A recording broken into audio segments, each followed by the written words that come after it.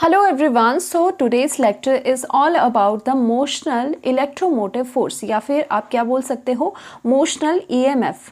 Okay, तो motional EMF क्या होता है, जैसे कि आपका स्टेटमेंट से भी पता चल रहा है, यानी कि ईएमएफ जो कब इंड्यूस्ड हो रही होगी जब आपका कंडक्टर का मोशन हो रहा होगा। ऑलराइट, जैसे कि हमने पीछे फ्लेमिंग्स राइट हैंड रूल को एक्सप्लेन करने के लिए भी कहा था कि उसमें मोशन ऑफ द कंडक्टर हो रहा था और मैग्नेटिक फील्ड स्टेबल थी, stable in the sense fix थी, तो उसमें भी जो ईएमएफ जनरेट हो रही होगी, इंड्यूस्ड करंट आ रहा होगा, तो ईएमएफ उसमें क्या हो रही होगी, मोशनल इलेक्ट्रोमोटिव फोर्स यानी कि मोशनल ईएमएफ।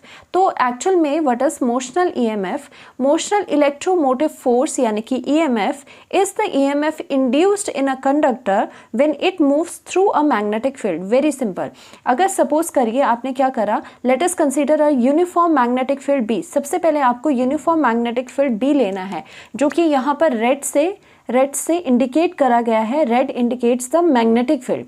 अब ये मैग्नेटिक फील्ड कैसे हो जाएगी, आपको देखो यहाँ पर सपोज हमने यहाँ पर डॉट्स लिए हैं। डॉट क्या रिप्रेजेंट करते हैं कि मैग्नेटिक फील्ड लाइन कहाँ आ रही है, कमिंग टुवर्ड्स यू। ओके, तो कमिंग टुवर्ड्स यू अगर है ये, तो इसकी वजह से यहाँ पे डॉट हो गया। अगर यहाँ पे क्रॉस होता तो वो क्या होती, magnetic field lines going away from you.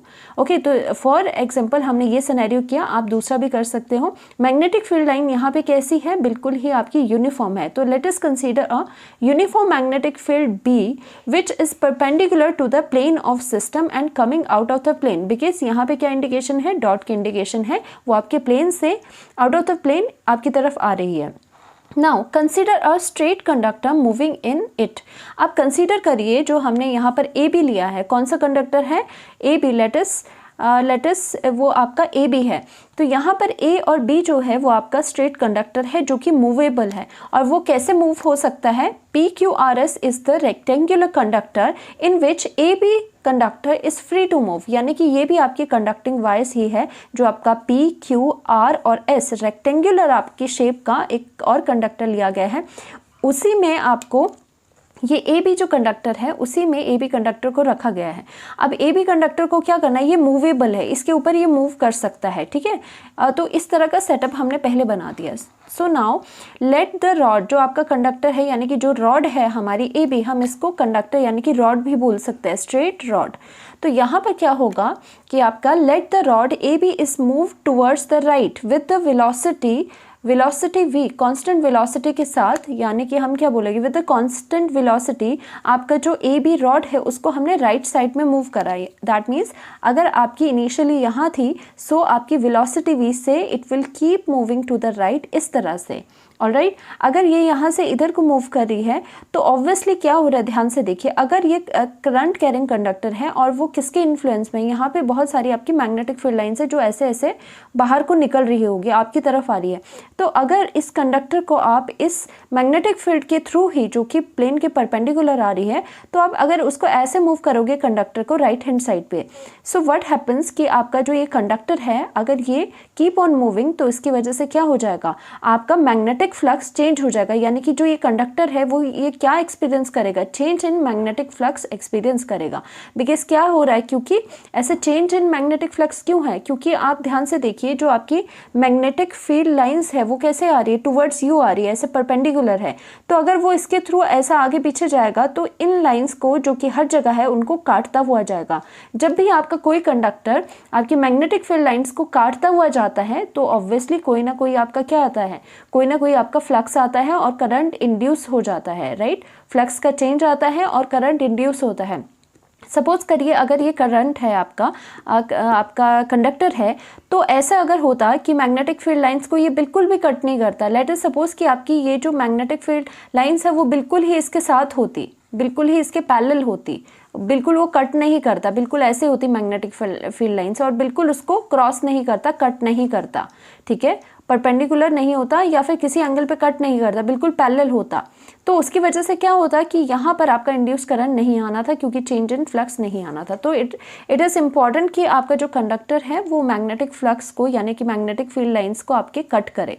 तो जैसे जैसे आपका ये आगे को मूव करेगा वो मैग्नेटिक फील्ड लाइंस को कट करेगा, यानी कि वेरिएबल आपकी मैग्नेटिक फ्लक्स आएगा, यानी कि आपका change in magnetic flux experience हो रहा है। अब किसकी वजह से?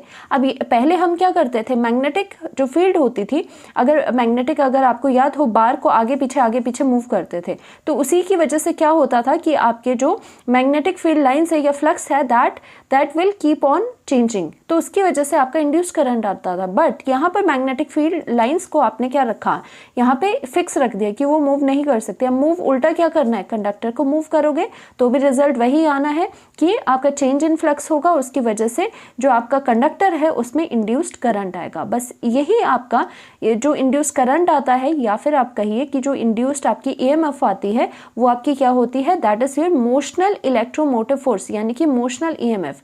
जो ईएमएफ आपकी कंडक्टर को मूव करने की वजह से आ रही है, not by the changing in magnetic field. ठीक है, आपका कंडक्टर मूव कर रहा है, उसकी वजह से चेंज इन फ्लक्स आ रहा है, उसकी वजह से इंड्यूस्ड ईएमएफ आ रही है, इंड्यूस्ड करंट आ रहा है। ऑलराइट, तो आपने क्या किया कि इसे वेलोसिटी v से आपने चेंज कर दिया। So now PQRS formed closed circuit having area. देखो यहाँ पे क्या हुआ, जो ये PQRS है ये क्लोज्ड एक एरिया सा बना रहा है। ठीक है, यहाँ पे ये क्लोज हो गया, क्लोज एरिया बना रहा है। दिस AQ R और B ये एनक्लोज हो गया। ठीक है, और यहाँ पे ये एडजस्टेबल है, this can keep on moving. और आपको लेट करना है कि यहाँ से लेके यहाँ तक की इसकी जो लेंथ है वो आपकी L है। लेट अस सपोज आपका QR जो है वो L है, और आपका यहाँ से लेके R और B है। सपोज करिए कि यहाँ से लेके यहाँ तक आपका जो डिस्टेंस है वो आपका X है। तो वैसे ही हमने करा कि आपका जो RQ है वो L है, और जो आपका RB है दैट इज़ योर X।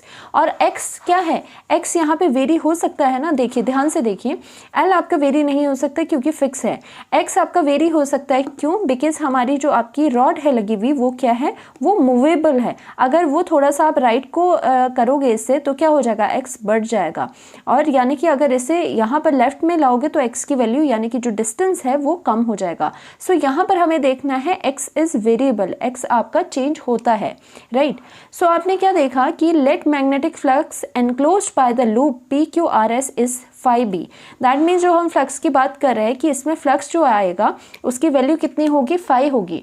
और you know very well flux का फॉर्मूला क्या होता है, सभी को पता है। जो फ्लक्स आता है हमारे पास, जब भी ये आपका जो फ्लक्स है इसमें मैग्नेटिक फील्ड की वजह से जो फ्लक्स है उसकी वैल्यू कितनी आती है, हमेशा we know very well BA cos theta. सभी को फॉर्मूला पता है BA cos थीटा, वेयर आपका थीटा क्या हो जाएगा, theta is the angle, theta is what, it is the angle between B that means magnetic field and किसके बीच में हो जाएगा, and the area vector. Right, that means in दोनों के बीच का एंगल आपका थीटा है। तो B and A। Now in this particular case you should know कि A की वैल्यू क्या है। यहाँ पर आप देख पा रहे हो कि आपका ये वाली जो चीज़ बनी, ये क्लोज्ड एरिया जो बना है, ये एक्चुअल में क्या है आपका, ये it looks like a rectangle. और रेक्टेंगल का एरिया क्या होता है, लेंथ इनटू ब्रेड्थ। तो इसका एरिया कितना हो जाएगा, इस पूरे का लेंथ इनटू ब्रेड्थ, यानी कि आपकी L इंटू R हो जाएगा। सो हमने क्या बोला, where in this case where area is equal to, area कितना हो जाएगा यहाँ पे X इंटू L हो जाएगा। तो वही चीज़ें आप पुट करोगे, और जो थीटा है, थीटा कितना हो जाएगा, where theta is equal to angle between B and A। A is the area vector, और एरिया का आपका यूनिट वेक्टर होता है। सपोज करिए B आपकी तरफ है, B आपकी तरफ है मैग्नेटिक फील्ड, ओके। और यहाँ पर जो एरिया है, एरिया किसकी बात कर रहे हैं, ये वाला जो AQRB जो एरिया है वो भी क्या है, वो आपका एरिया हो गया। और उसका एरिया वेक्टर हम कैसे देखते हैं, किसी भी एरिया के परपेंडिकुलर उसका यूनिट वेक्टर लगाइए। तो यानी कि ये जो आपसे ब्लू दिखाई दे रहा है ये पूरे इस एरिया का यूनिट वेक्टर है, जो कि एरिया के परपेंडिकुलर हमेशा होता है। नाउ आपका जो मैग्नेटिक फील्ड है वो भी आपकी क्या है, वो भी बाहर आ रही है प्लेन से। तो आप देख सकते हो कि ये क्या हो रहा है, यहाँ पे दोनों के बीच में एंगल कितना है, दोनों के ये दोनों चीज़ें पैरेलल है आपकी, तो दोनों के बीच का angle is 0 degree. So hence आपका क्या हो जाएगा, the theta will be equal to, now the theta will be equal to 0 degree. So आपका यहाँ पर वैल्यूज पुट करोगे, so you will get phi, that means magnetic flux would be equal to for this particular scenario जो कि ऊपर है, that will be equal to B। A की value क्या हो जाएगी, X इंटू L पुट कर दी, जो एरिया आया था। Now cos 0, cos 0 degree is 1, तो आपका फाइनली जो मैग्नेटिक फ्लक्स एक्सपीरियंस करेगा वो कितना आएगा, बी एक्स एंड आपका एल आ जाएगा। ऑलराइट, तो आपका बी एक्स एल जो है वो आपका फाई है, इसमें मैग्नेटिक फ्लक्स है। बट आपको पता है, जैसे मैंने बताया कि अगर आप इसको इस रॉड को अगर मूव करोगे, सपोज आप आगे को मूव कर रहे हो, तो उसकी वजह से जो वो फ्लक्स है वो चेंज होता जा रहा है, और चेंज इन फ्लक्स की वजह से इंड्यूस्ड ईएमएफ या करंट आता है। तो हम वही लिखेंगे कि आपका जब आपकी मूव कर रही है तो इंड्यूस्ड ईएमएफ इसमें क्या आ रहा है, सो हम लिखेंगे इंड्यूस्ड ईएमएफ इसमें कितनी आएगी। आपको लेंस लॉ के अकॉर्डिंग पता होगा, इंड्यूस्ड ईएमएफ का फॉर्मूला क्या होता है, जो इंड्यूस्ड ईएमएफ हुई होती है कंडक्टर में, E इज इक्वल टू कितना, माइनस होता है, और इसका rate of change of phi, rate of change of phi यानी कि rate of change of flux आता है। ऑलराइट, तो आपको यहाँ पे माइनस क्यों है, माइनस हम ऑलरेडी डिस्कस कर चुके हैं कि उस जो लेंस लॉ है उसके अकॉर्डिंग जो भी आपकी जो मोशन है वो उसको क्या करता है, उसके कॉज को अपोज करता है, जिसकी वजह से फ्लक्स आया होता है, फ्लक्स के कॉज को अपोज करता है, इसीलिए माइनस आता है हमारा यहाँ पर। ऑलराइट, सो इस केस में आपका जो फाई की वैल्यू है वो यहाँ पे पर्टिकुलरली पुट करोगे। So now EMF is equal to minus, अब हम डिराइव करेंगे इसका relation. Now EMF is equal to minus derivative, आपको डेरिवेटिव किसका लेना है, फाई की वैल्यू पुट करिए, B X L. Now it is your B X and L हो जाएगा। अब देखिए डेरिवेटिव हमेशा किसका होता है, वेरिएबल टर्म का होता है। जो कांस्टेंट चीज़ें होती हैं वो उसका डेरिवेटिव नहीं होता, वो बाहर को आ जाती है। सिर्फ जो वेरी हो रहा है, जो फ्लक्चुएट हो रहा है, जिसे वेरी हम कर सकते हैं, उसी का डेरिवेटिव होता है। सो यहाँ देखिए मैग्नेटिक फील्ड तो फिक्स रख दी हमने, जितनी थी पहले से उतनी फिक्स कर दी, और जो आपका एल है वो भी फिक्स है, एक्स आपका वेरी कर सकता है। ध्यान से देखिए एल इज़ फिक्स, बट जो एक्स है आपका दैट कैन वेरी, क्योंकि अगर आगे करोगे ज़्यादा हो जाएगा, पीछे लाओगे तो कम हो जाएगा, तो एक्स यहाँ पे वेरिएबल है। सो दैट मीन्स डेरिवेटिव किसका होगा, ओनली एक्स का होगा, और बाकी जो चीज़ें हैं वो बाहर को आ जाएगी, माइनस यहाँ पर आपकी बी आ गई, यहाँ पर एल आ गई। नाउ यहाँ पे कितना आया, डी के साथ D x upon D T आपका आया, ठीक है। और इसमें क्या है, रेट ऑफ चेंज ऑफ, अगर आपका डिस्टेंस चेंज होता है विद रिस्पेक्ट टू टाइम, वो क्या होता है, this is your velocity. Alright, you should know this is your velocity. तो दैट मीन्स आपका जो फॉर्मूला बना इंड्यूस्ड ईएमएफ का, इस वाले मोशनल इंड्यूस्ड ईएमएफ है, वो कितनी आ जाएगी आपकी, माइनस बी एल और वी आ जाएगी। This is your final formula, this is your final formula. और इसको क्या कहोगे, इसको कहोगे मोशनल ईएमएफ, यानी कि मोशन की वजह से जो ईएमएफ आई है।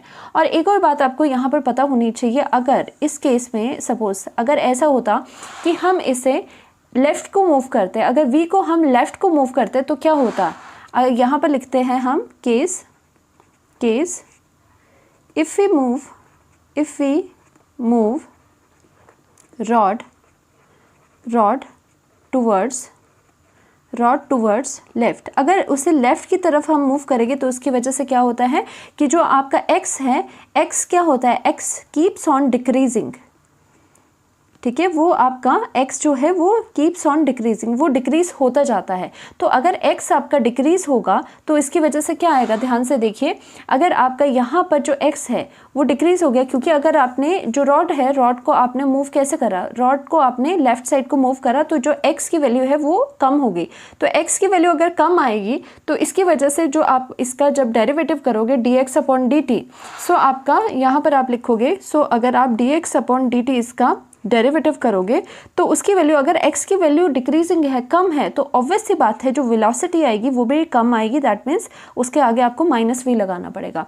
सो आपका in this case the induced EMF will be equal to कितना आ जाएगा, माइनस b करिए और l करो, और वेलोसिटी की जगह आपको माइनस v करना है। सो दैट मीन्स इस केस में, यानी कि अगर ऑपोजिट मोशन करोगे तो ईएमएफ आपकी कितनी आएगी, जो इंड्यूस्ड ईएमएफ है that will be equal to B L and V. That means motion के भी ऊपर डिपेंड करता है आप कंडक्टर का मोशन किस तरफ ले जा रहे हो, बस दोनों में साइन का डिफरेंस आएगा, मैग्नीट्यूड सेम होगा। This is also the motional EMF, but ये किस केस में है, जब आपने ऑपोजिट डायरेक्शन में उसे ले गया। ओके, जब हमारी यहाँ पे ईएमएफ अभी निकल चुकी है, अब हम देख लेते हैं इंड्यूस्ड आपका करंट कितना होगा। इंड्यूस्ड ईएमएफ आ गई, हेंस आपका जो आपका इंड्यूस्ड करंट होगा, करंट होगा, उसकी वैल्यू कितनी आ जाएगी। नाउ द इंड्यूस्ड जो करंट है उसकी वैल्यू कितनी आ जाएगी, I is equal to ohm's law के अकॉर्डिंग V अपॉन R होता है, बट यहाँ पे पोटेंशियल की जगह हम EMF यूज़ करेंगे और लास्ट में हम नीचे R लिखेंगे। तो यानी कि सपोज करिए ये वाली हम चीज़ यहाँ पे पुट करते हैं तो आपकी कितनी वैल्यू आ गई, या फिर आप ये भी कर लीजिए तो एक ही बात है। यहाँ पर I की वैल्यू कितनी आ गई, I is equal to BLV that is your EMF divided by R आ जाएगा आपका। ऑलराइट, सो आपकी इंड्यूस्ड EMF ये हो गई। Okay, induced EMF is this, जो कि आपकी आ रही होगी। अगर कोई डायरेक्शन इसमें पूछे, डायरेक्शन जो आपका इंड्यूस करंट है उसकी डायरेक्शन क्या होगी, तो डायरेक्शन इंड्यूस करंट की जब आपका कंडक्टर जो है वो मूव कर रहा है तो वो किस तरह से होती है, ध्यान से देखो। वो फ्लेमिंग्स राइट हैंड रूल से बताया जाता है। इंड्यूस करंट की अगर डायरेक्शन देखें तो देखिए फ्लेमिंग्स का जो राइट हैंड रूल होता है उसके अकॉर्डिंग क्या होता है, this represent the motion of the conductor, और ये मैग्नेटिक फील्ड की डायरेक्शन, और ये मिडल फिंगर आपको direction of the induced current देती है। तो यहाँ पर देखिए जो आपका ये है B है, यानी कि वो कहाँ को जा रहा है, मैग्नेटिक फील्ड आपकी कहाँ आ रही है, आपकी तरफ आ रही है, ऊपर को आ रही है, और मोशन जो है कंडक्टर का वो राइट हैंड साइड को मूव कर रहा है। तो यानी कि मोशन अगर इधर है और मैग्नेटिक फील्ड आपकी बिल्कुल ऊपर है, तो यानी कि जो आपकी ये मिडल फिंगर है, यानी कि आपका जो इंड्यूस करंट की डायरेक्शन है वो कहाँ होगी, वो आपकी समवट डाउनवर्ड को होगी। ओके, अपवर्ड को बिल्कुल 90 डिग्री पे ये आ रहा है, यानी कि आपकी डाउनवर्ड होगी, और आपका ये राइट साइड को जा रहा है। तो आप क्या लिखोगे यहाँ पे, डायरेक्शन क्या है, डायरेक्शन देखी जाए तो आपकी क्या है, करंट की डायरेक्शन है डाउनवर्ड्स। ओके, डाउनवर्ड्स, जो कि फ्लेमिंग्स राइट हैंड रूल से आप देखोगे। होपफुली आपको समझ आया होगा। Thank you so much.